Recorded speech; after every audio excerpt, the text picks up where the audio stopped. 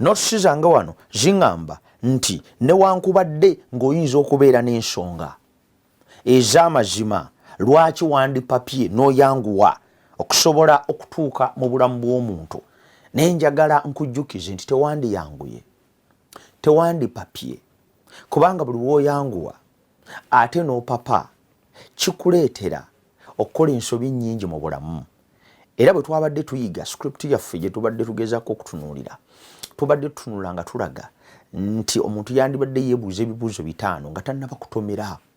Abavubuka bangi batomedde, abavubuka bangi tebakola kituufu, abavubuka bangi bagwiranye bugwiranye ne bapakuka bupakusi ne beesanga nga bayingiridde ensonga eyitibwa amaka, era nga yebayingirira ensonga eyitibwa amaka bagenza okumaliriza ng'ebintu bibatabuseeko, ng'amaka tegalina ssanyu, ng'amaka tegalina mirembe, nga gye byatandikira si gye biri, kubanga baagaana okweteekerateekera ekiseera kiri critical and crucial, ekiseera ky'obeeramu nga tonnaba kutandika maka na bufumbo, nga bategeeza ebibuuzo 5 omuntu by'alina okwebuuza. Era twatwala ekiseera kinene nnyo ng'ebibuuzo ebyo 5 muganda wange ne mwannyinaze tubyogerako, era mmanyi nti buli muvubuka ali eyo yafuna omukisa okutegeera ebibuuzo ebyo n'okulaba obanga ddala ateekinga ebintu byonna nga tannaba kuyingira maka newankubadde obufumbo. Katusabe tweyongereyo n'okuyiga okw'olunaku olwaleero. Mukama tukwebaza kubanga otuwadde omukisa okubeera abalamu.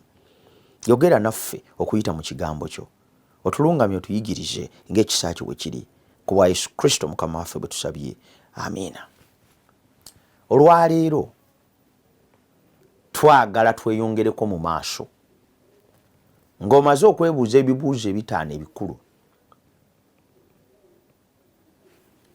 nga tonnaba kuyingira mu kukwanagana, that is dating and courtship, n'omuntu gw'ogenda okuba naye mu bufumbo. Ebyo ebibuuzo 5 bikulu.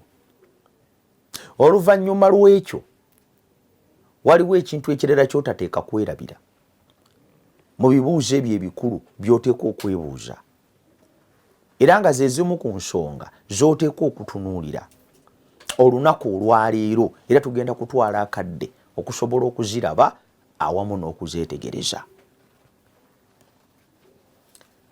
Omuntu oyo gw'ogenda okuyingira naye mu relationship n'obufumbo, oluvannyuma lw'enkolagana eyo okukula, ekimu ku kibuuzo ekirala kye weetaaga okwebuuza n'okwetegereza nga ggwe omuvubuka oba omwami yenna oba omukazi yenna agenda okuyingira mu nkolagana y'okwanagana n'omuntu oyo, ekikulu,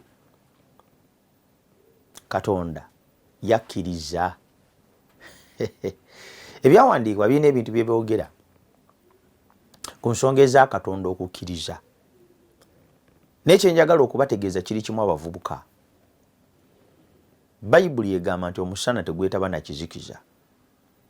Bayibuli egamba temwegattanga na batakkiriza kubanga temwenkanankana. Wayinza watya okubaawo enkolagana wakati wa Katonda ate ne Beliyaali, wakati w'ekizikiza ate n'omusana? Ebigambo ebyo mbyogedde sibayigiriza kuboola nti njigiriza ebigambo bino kuboola mu madiini nanzikiriza.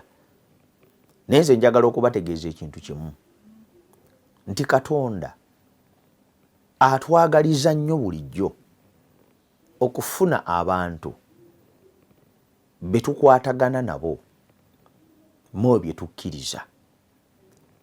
Olwaleero ekintu ky'olina okusookerako ng'omaze okwebuuza ebibuuzo 5, kati otandika okukyetegereza ennyo kubanga kikulu, kiyitibwa religious affiliation.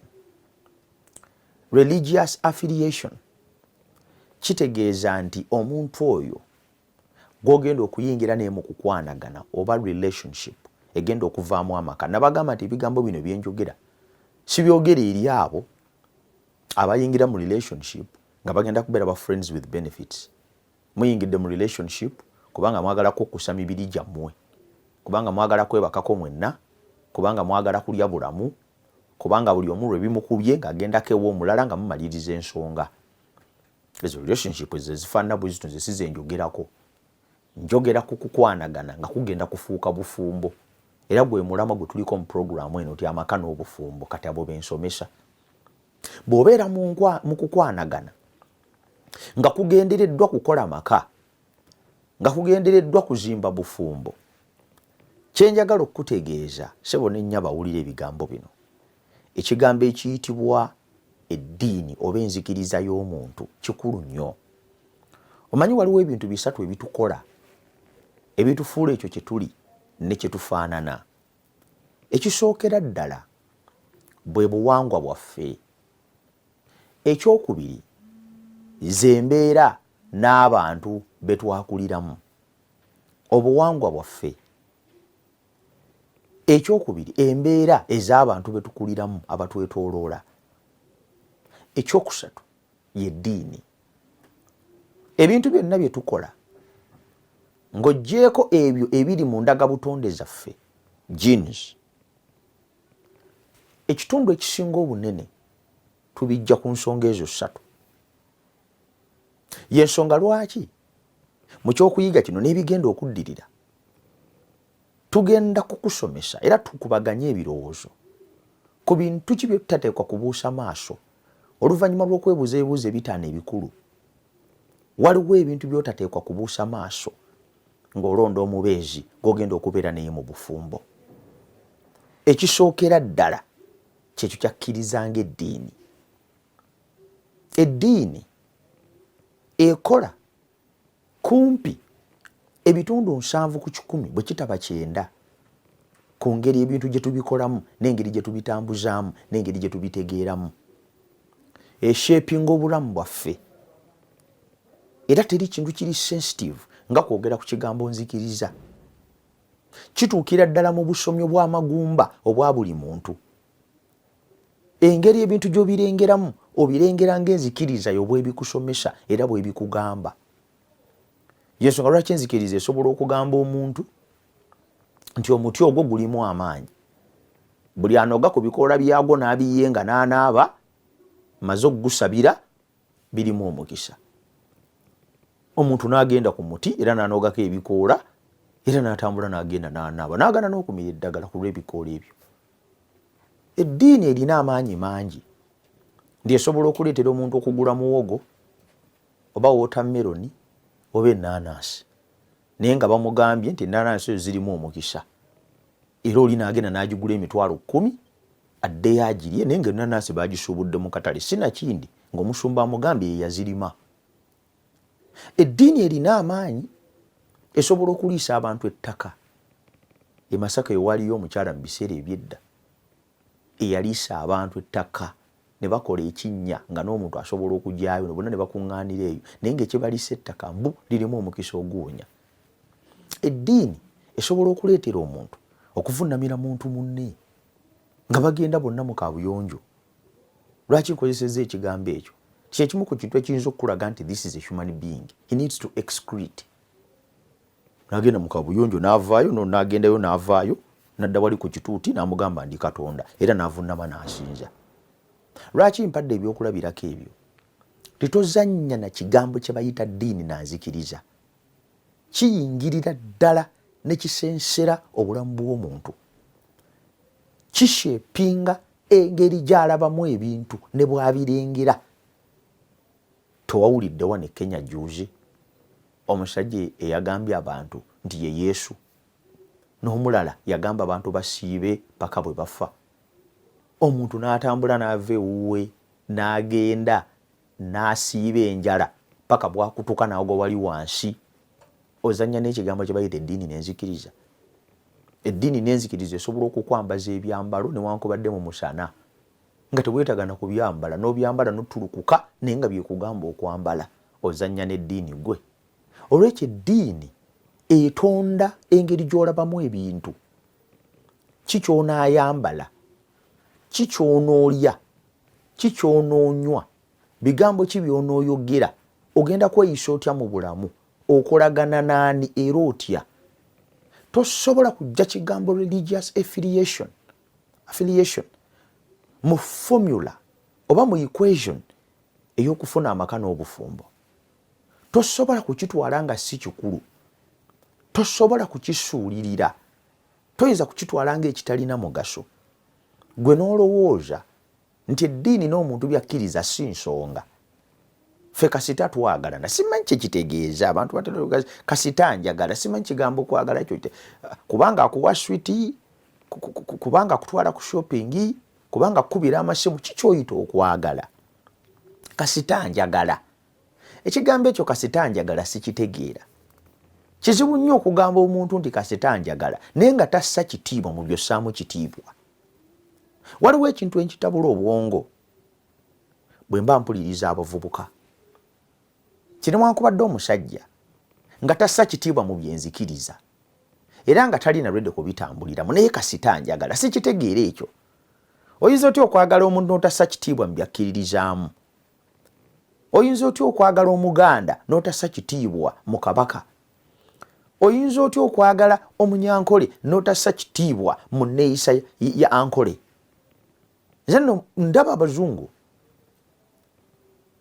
abaagala abaddugavu naddala abaana abawala abeeru ogenda okulaba nga azze wano naye siraba omuzungu yalazze muno kumwanjula nayambala buteeteeyi bwabwe eri oba nayambala butrawuza jo kitwalabe mutabani w'omusumba mu Uganda wano yayanjudde mwana munne naye nga muzungu naye nga munnange mwana munne ayambalidde ddala busuuti ng'eyaffe wano tosobola kulimba muntu nti omwagala nnyo nga tosobola kussaamu kitiibwa ekyo kyakkiririzaamu nakyali okwo okwagala kwa bulimba okwo okwagala kwa kungulu okwo okwagala kugenda kuseebengerera era tekujja kuwangala kiseera kyonna bayibuli egamba nti ababiri bayinza okutambula awamu okujjako nga batabaganye eddiini kigambo kikulu nnyo ng'onoonya omubeezi gw'ogenda okubeera naye mu maka emirembe gyonna waliwo ebintu by'okkiririzaamu waliwo engeri gy'obiraba n'engeri gy'obitegeera teri kintu kiwooma nga kuyingira mu maka n'omuntu akkiririza mu ebyo by'okkiririzaamu alaba ensi nga naawe bw'ogiraba agitegeera nga naye bw'ogitegeera alina endabirwamu ze ezimu mwalabira nga naawe z'olabiramu ebintu bwe mutunula ebweru ng'omu alabira mu ndabirwamu nzirugavu nga n'omulala alabira mu ndabirwamu njeru alabira mu ndabirwamu enjeru alaba ng'obudde bwakaayakana era ng'omusana mungi alabira mu ndabirwamu enzirugavu alaba kiddedde ng'era n'obudde buziyivu temusobola kutandika relationship nga buli omu ali mu ndabirwamu ye ey'ebyenzikiriza buli omu bw'abeera mu ndabirwamu ey'enjawulo waliwo emikisa mingi nnyo egy'amaka gammwe obutaba na stability oba ovuga emmotoka tutera okukiyita abatera okutambulira ku luguudo nti emmotoka etuula neggumira ku ttaka emmotoka efuna stability waliwo emmotoka gy'ovuga naddala zino ze bateekamu ebyuma ne baziyimusa yes baba bayambyeko ku terrain naye eyuga kati amaka bwe mugayingiramu nga okukkiriza kwammwe tekufaanagana mba mugawagisa ebijinji gaba gali ku luguudo naye ng'essaawa yonna gasobola okuneguka ne gagwa tegasobola kutuula kankuwa ekyokulabirako oyinza okubeera ng'eddiini gy'olimu tekkiririza mu kulya mbizzi nga toyagala kugirabako toyagala kugyerinaanya nga n'essefuliya oba entamu mwe bagifumbidde tosobola na kugiteekamu kyakulya kirala n'okirya bantu bangi ababeera ku mikolo nyera ku mikolo bwe baba nga bakugabulako embizzi bagiteeka bbali eri agyagala gyaginona toyinza kugiteeka ku lusero lumu n'ebyokulya ebirala kati nga nze kankuwa ekyokulabirako omuadventist nange ng'omuntu teri ngeri yonna gyenyinza kugenda mu kifo we bafumbira mbizzi n'endyawo emmere ne bwetaba mbizzi ekyo kyange nga muntu sigamye nti nagwemboola yenna naye nkuwadde kyakulabirako kati nze omuntu afaanana bw'atyo atayinza kulya na mmere endala mu kifo we batundira mbizzi ekibuuzo kibuuza era nga kikulu tikati singa ofuna omukyala ng'embizi kye kintu kyasinga okwagala nga tayiza nakubeerawo wiiki nga tagiridde ogenda kukola otya? Wali ebibuuzo ebikulu by'oteeka okwebuuza ng'onoonya omubeezi gw'oyagala okubeera naye mu bufumbo. Mpadde ekyokulabirako ky'ebyokulya naye waliyo n'ebirala bingi by'olowooza nti bikulu.